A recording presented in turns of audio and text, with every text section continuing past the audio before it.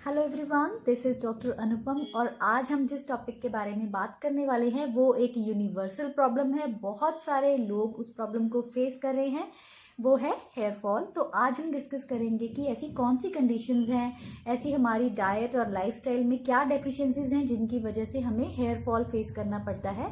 और साथ ही हम इसकी रेमेडीज़ भी डिस्कस करेंगे कि कैसे हम हेयर फॉल को रोक सकते हैं और कैसे अपने हेयर की ग्रोथ को इम्प्रूव कर सकते हैं ताकि हमारे हेयर हमेशा ही हेल्दी और शाइनी रहे।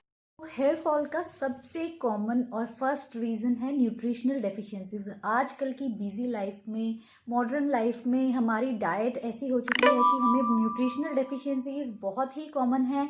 हमारी डाइट में हमें प्रॉपर अमाउंट में प्रोटीन्स, आयरन, कॉपर, जिंक ये सब चीज़ें नहीं मिल पाती हैं, जिसकी वजह से हमारी जो हेयर की रूट्स हैं वो ब्रिटल हो जाती हैं और हमारा हेयर फॉल होना स्टार्ट हो जाता है। और एक है विटामिन डी की डेफिशिएंसी की वजह से भी हेयर फॉल होता है।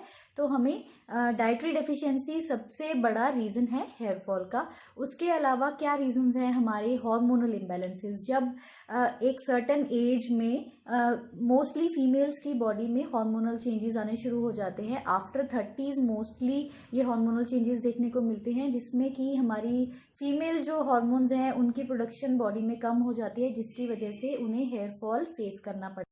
और रीजंस है, एक बहुत बड़ा रीज़न है थायराइड।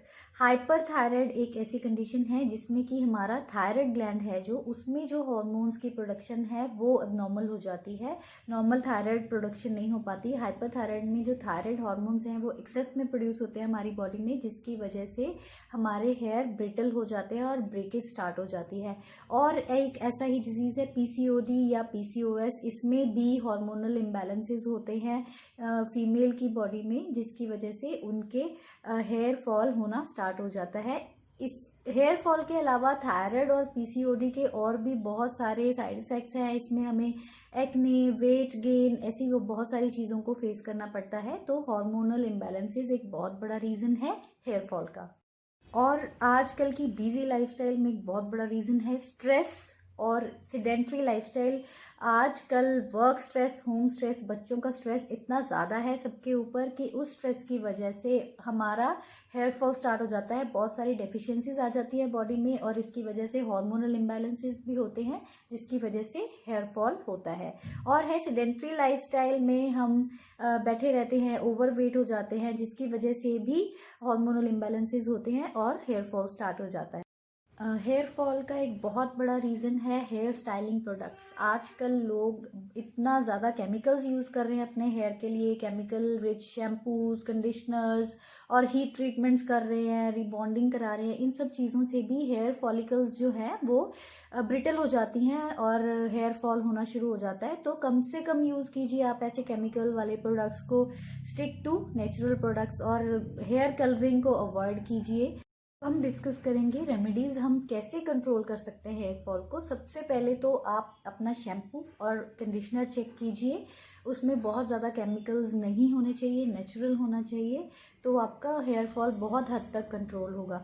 तो जो लोग अपना बहुत फ्रीक्वेंटली हेयर वॉश करते हैं, एवरीडे हेयर वॉश करते हैं, उनका स्कैल्प ड्राई हो जाता है और हेयर फॉल होना शुरू हो जाता है। या फिर जो लोग बहुत कम हेयर वॉश करते हैं, जैसे वीक में 2 टाइम से भी कम हेयर वॉश करते हैं, उनकी स्कैल्प ऑयली हो जाती है और फॉलिकल्स इजीली ब्रेक होनी शुरू हो जाती है। तो वीक में 2 to 3 टाइम्स हेड बाथ आपको लेना है और आपको ऑयलिंग करनी है 1 to 2 आवर्स के लिए। ऑयल लगा के स्कैल्प पे छोड़ देना है, उसके बाद वॉश कीजिए। ओवरनाइट ऑयलिंग नहीं करनी है, उससे भी हेयर फॉल के चांसेस इंक्रीज हो जाते हैं। और कंडीशन कीजिए अपने बालों को नेचुरल कंडीशनर के साथ, जैसे आप अपने बालों में दही लगा सकते हैं, एग वाइट लगा सकते हैं और एलोवेरा लगा सकते हैं। नेचुरल चीज़ें लगाइए अपने हेयर को। वीक में कम से कम एक बार तो आप कंडीशन कीजिए, इतना तो आपके जो हेयर है वो डिज़र्व करते हैं।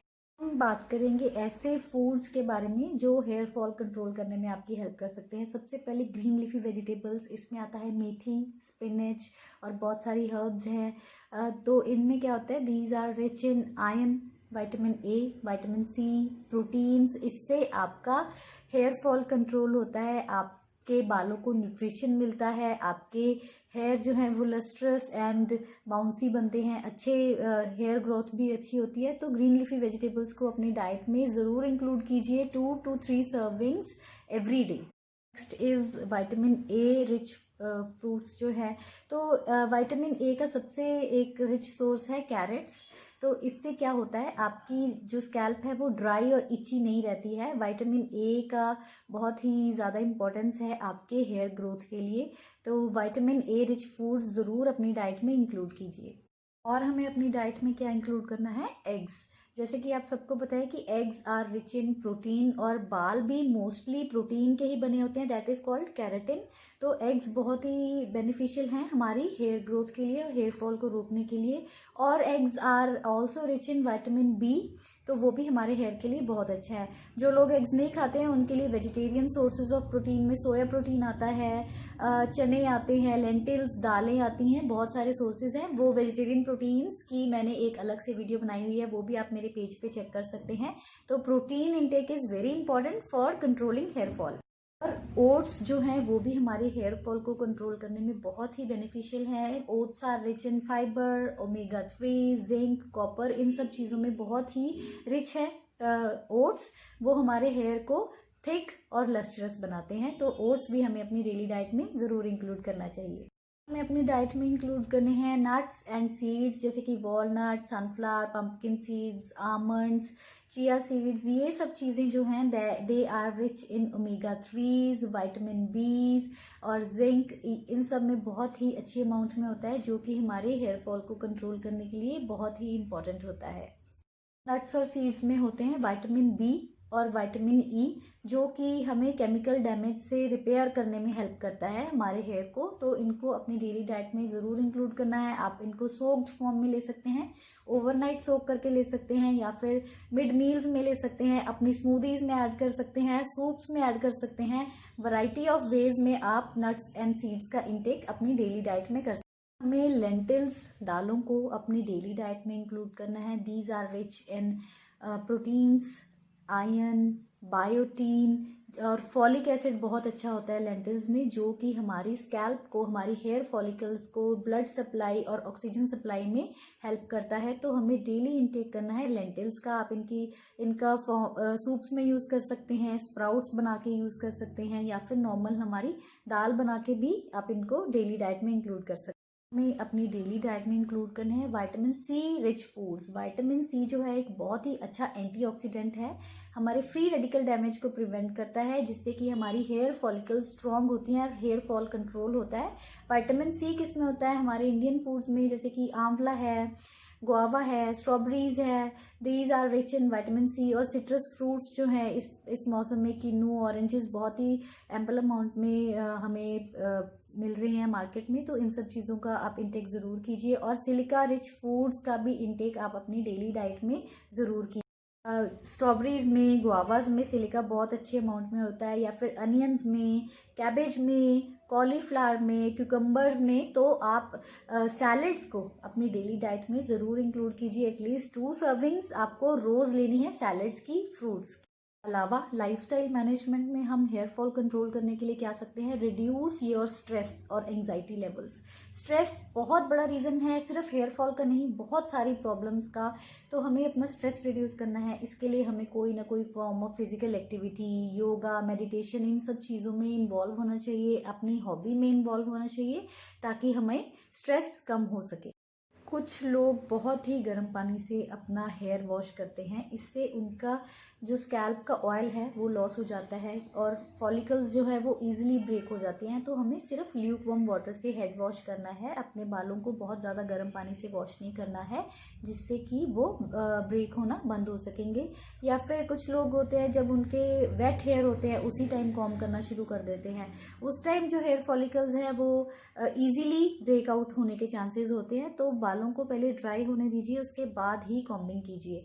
या फिर कुछ लोग बहुत ही टाइट पोनीटेल्स में अपने बालों को बांधते हैं, टाइट हेयर स्टाइल्स बांधते हैं, जिससे कि उनकी फॉलिकल्स इजीली ब्रेकआउट हो जाती हैं। तो हमें इन सब चीज़ों से बचना है। तो हेयर फॉल को कंट्रोल करने के लिए बहुत एक्सपेंसिव ट्रीटमेंट्स की ज़रूरत नहीं है, सिर्फ हमें अपनी डाइट और लाइफस्टाइल पे ध्यान देने की ज़रूरत है। जिस वजह से हेयर फॉल आपका स्टार्ट हुआ है उस रूट को कॉज को आपको रिमूव करना है। एक्सपेंसिव ट्रीटमेंट से टेम्परेरीली आपका हेयर फॉल रुक जाएगा, लेकिन जिस वजह से आपका हेयर फॉल हो रहा है अगर आपने उसी को नहीं जाना, उसी को नहीं रोका, तो उसका भी बहुत लंबे टाइम तक फ़ायदा नहीं रहने वाला है। आपके हेयर फॉल दोबारा से स्टार्ट हो जाएगा। तो आप सोचिए कि इनमें से कौन से रीजंस हैं जो आपके हेयर को इफ़ेक्ट कर रहे हैं, आपका हेयर फॉल कर रहे हैं। तो उनको इम्प्रूव करने की कोशिश कीजिए ताकि आपका हेयर फॉल दोबारा हो ना, आपके बाल हेल्दी बने, लस्ट्रस बने, शाइनी बने। So take care, stay positive, stay healthy, bye bye.